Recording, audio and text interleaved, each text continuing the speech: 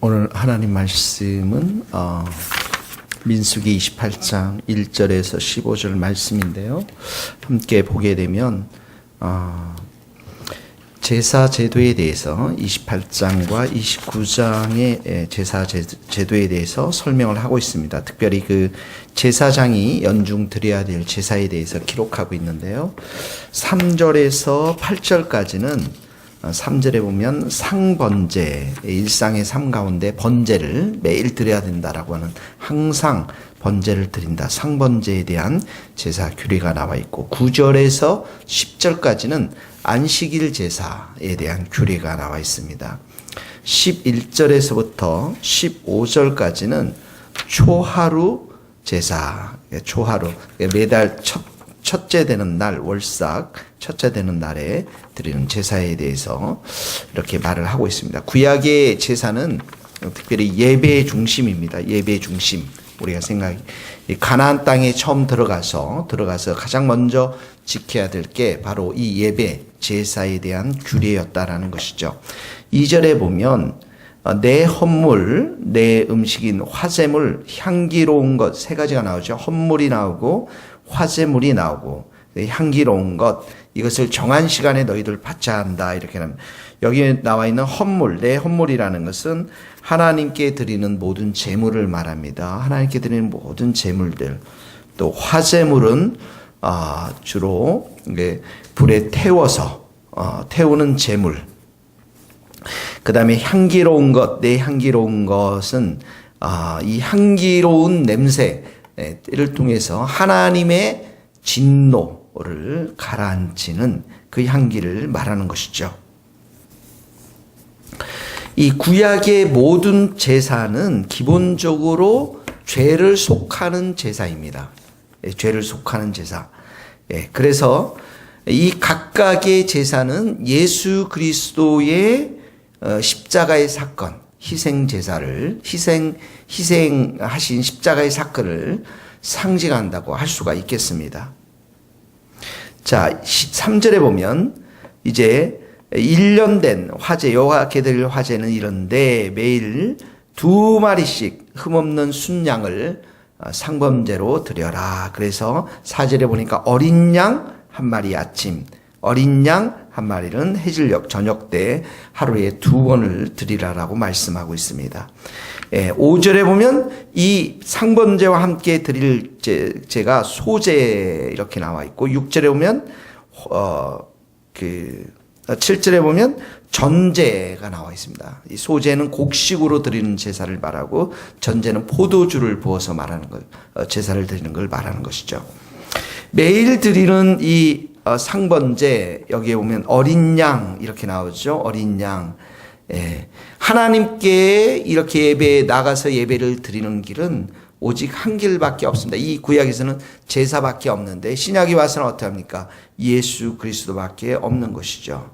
바로 이 어린 양의 희생을 통해서 하나님께 예배를 드렸던 것처럼 주의 백성들이 속죄를 받고 하나님께 나아가서 예배를 드리는 것과 마찬가지로 신약에 와서는 예수님께서 영단번 제사, 영원하고도 단번에 그 제사를 드림으로 인해서 더 이상 구약의 희생 제사가 필요 없는 제사가 되었던 것이죠. 그래서 예수 그리스도의 이 십자가의 희생의 제사를 통해서 하나님께 나아가야 되는데, 여기 여기 기록됐듯이 어린 양 한 마리 이렇게 나오죠. 어린 양 한 마리. 예수님을 뭐라고 그랬습니까? 요한복음에 보면 세상 죄를 지고 가는 어린 양 이렇게 표현되어 있지 않습니까?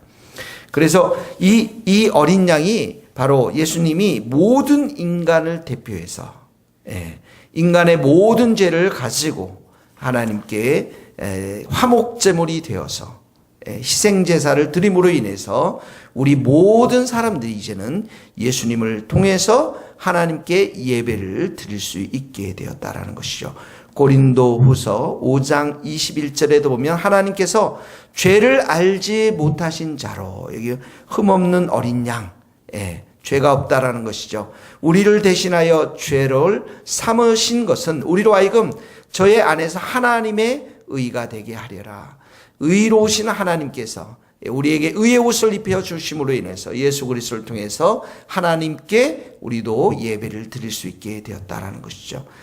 베드로전서 1장 19절에도 보면 오직 흠없고 점없는 어린 양 같은 보배로운 피로 우리를 구속하셨다라고 성경은 기록하고 있는 것입니다.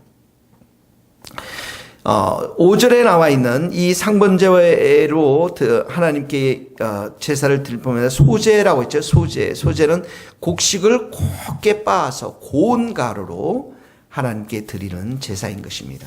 이 곡식을 빻았다라는 것은 가루를 만들었는데 이 말은 곡식의 원래 형체를 잃어버린 것을 말해요.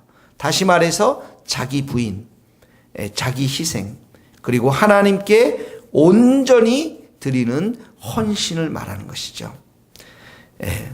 특별히 여기 7절에 나와 있는 전제 제단에 포도주를 또 붓습니다. 이것은 포도주가 다 사라지고 향기만 남죠.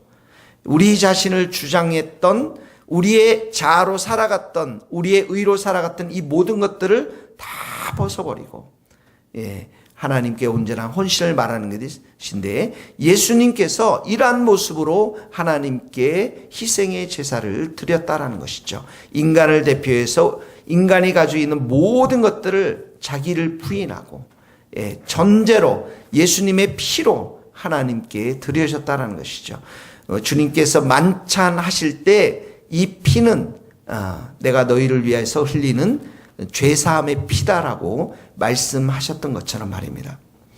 그래서 이 번제는 예수 그리스도의 이 희생의 제사를 통해서 죄가 하나님과 우리를 분리시키게 했고 하나님 앞에 예배를 드릴 수 없는 자로 우리를 만들었지만, 바로 우리가 받아야 할 그 심판, 죄에 대한 심판을 예수님께서 다 받으셨고 십자가 위에서, 그리고 하나님과 우리를 화목하게 하심으로 인해서 우리가 구원받음으로 인해서 하나님 앞에 이제 예배를 드리는 자들이 되었던 것이죠. 하나님께서는 한 번 죄를 위하여 죽으사, 그리스도께서는 한 번 죄를 위하여 죽으사 의인으로서 불의한 자를 대신하셨으니 이는 우리를 하나님 앞으로 인도하려 하심이니라. 그래서 우리가 이렇게 새벽에 예배를 드릴 수 있고 언제든지 우리가 하나님 앞에 예배를 드리는 자로 설 수가 있게 된 것입니다. 9절 10절에 보면 안식일에 대한 예배가 나옵니다. 안식일. 안식의 주인은 누구입니까?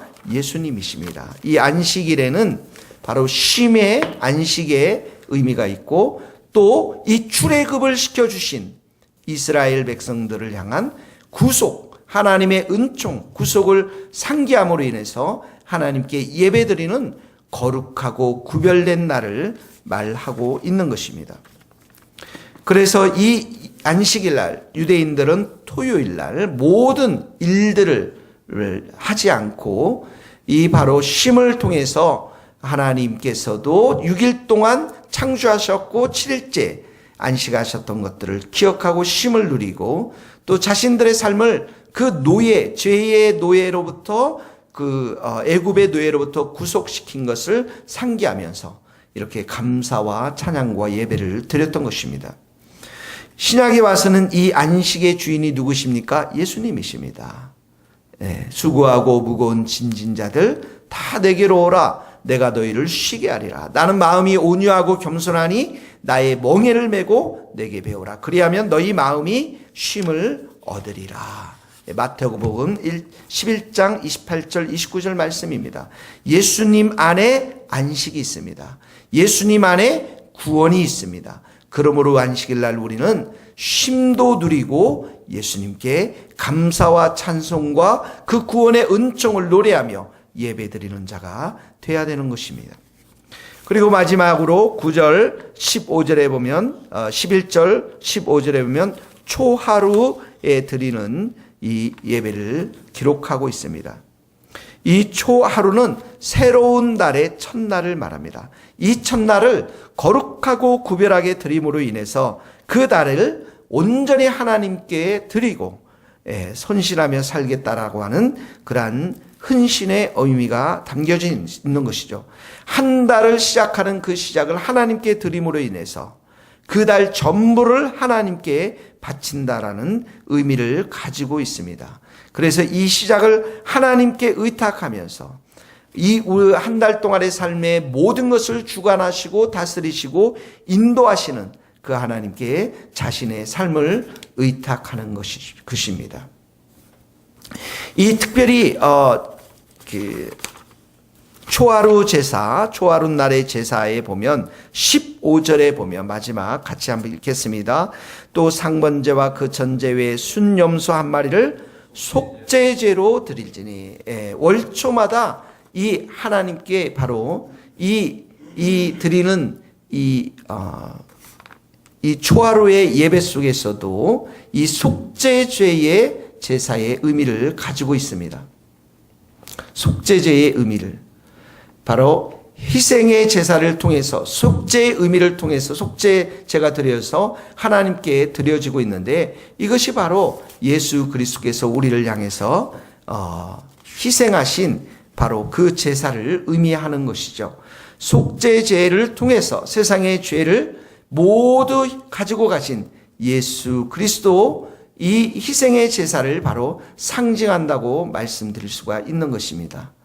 이 피를 통해서 예수님의 피를 통해서 우리의 모든 죄가 깨끗하게 되고 그 이 속죄제를 통해서 특별히 우리의 예수 그리스도의 피 앞에 우리의 모든 죄를 회개함으로 인해서 예수님의 우리가 죄사함의 은총을 받아 누리게 되는 것입니다. 마태복음 26장 28절에도 죄사함을 얻게 하려고 많은 사람을 위하여 흘리는 바 나의 피 그 언약의 피니라. 에베소서 1장 17절에도 그리스도의 은혜의 풍성함을 따라서 그 피로 말미암아 우리가 죄사함을 입었다라고 성경은 기록하고 있는 것입니다. 이렇게 이 모든 제사의 기본 개념은 속죄의 의미를 담아 있고 이 죄에 대해서 진노할 수밖에 없고 심판할 수밖에 없는 그 하나님의 이 거룩한 성품을 제사를 드림으로 인해서 그 진노를 누그러뜨리는 의미를 이 제사에 다 담고 있는 것입니다. 이 모든 것을 바로 신약에 와서 예수 그리스도의 십자가의 사건을 통해서 성취되었던 것입니다. 그러므로 가나안 땅에 들어가서 가장 먼저 지켜야 될 유대인들이 이 제사에 규례 있던 것처럼 우리도 삶 속에서 또 주일 속에서 이 예수 그리스도의 사역과 대속을 우리가 기억하면서 하나님께 예배드리는 자로 서야 될 줄로 믿습니다. 일상의 삶 가운데 우리가 항상 하나님의 선하시고 기뻐하시고 온전한 뜻이 무엇인지를 우리가 분별해서 하나님이 기뻐하시는 거룩한 산제물로 예배를 드릴 뿐만 아니라 그 예배의 정신을 가지고 주일날 함께 모여서 하나님께 예배를 드리는 예배의 공동체가 바로 예수 그리스도의 제사를 통해서 우리들에게 주어진 줄로 믿고 하나님께 감사와 찬송과 헌신의 삶을 드리는 우리 모두의 삶이 될 수 있기를 예수님의 이름으로 축원합니다. 기도하시겠습니다. 하나님 아버지 감사합니다. 어린 양 예수 그리스도께서 우리의 모든 죄를 가지고 십자가에 돌아가셨습니다. 하나님께 예배드리는 자로 우리를 축복해 주시고 우리를 받아주시니 감사합니다. 오늘 하루도 또 우리들 가운데 하나님께 기쁨을 드리는 산 예배가 될 수 있도록 영적 예배가 될 수 있도록 성령께서 충만히 채워주시고 우리의 모든 예배 가운데 특별히 이 새벽의 제단, 금요의 제단, 주일 예배 가운데 성령의 충만한 은혜를 부어주셔서 하나님의 살아계시고 역사하심을 경험하는 산 예배가 될 수 있도록 은총을 베풀어 주시옵소서. 오늘 하루도 주님께 모든 것을 의탁하고 예수 그리스도의 이름으로 기도하오며 지금은 우리 주 예수 그리스도의 은혜와 하나님의 크신 사랑과 성령님의 교통하심이 우리 모든 성도들, 선교사님들 삶과 사역 위에 이제로부터 영원토록 함께 하시기를 간절히 축원하옵나이다. 아멘.